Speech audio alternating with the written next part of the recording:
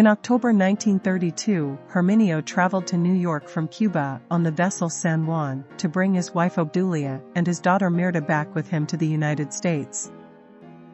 In March 1938, Miguel departed Cuba and traveled to Miami on the SS Florida.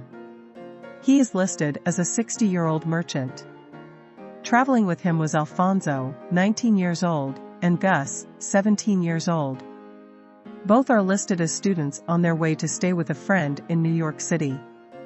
Then, he returned to Cuba. In April 1939, Miguel departed Cuba and traveled to Miami on the SS Florida.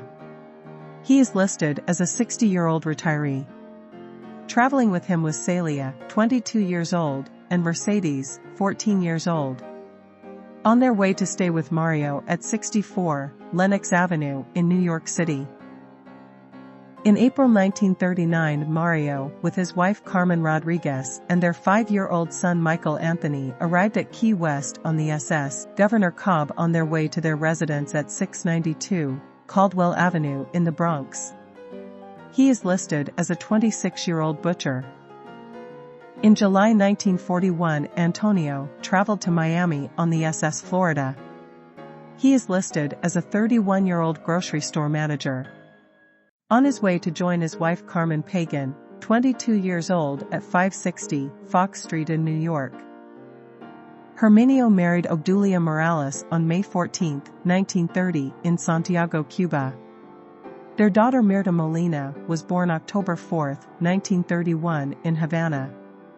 The family emigrated to America in 1932. Mario married Carmen Rodriguez in May 1931 in New York City, where in June 1933 their son Michael Anthony was born.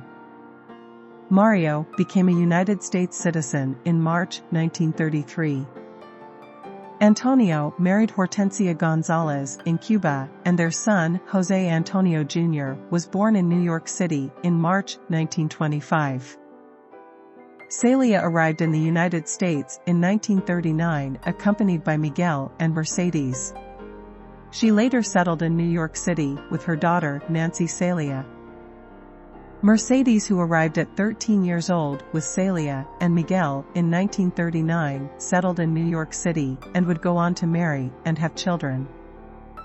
Alfonso and Gus both arrived in 1938 on the SS Florida with Miguel and settled in New York City.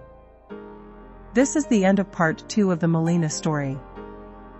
Part 3 will recount the lives and times of the family's growth and events in 1940s New York.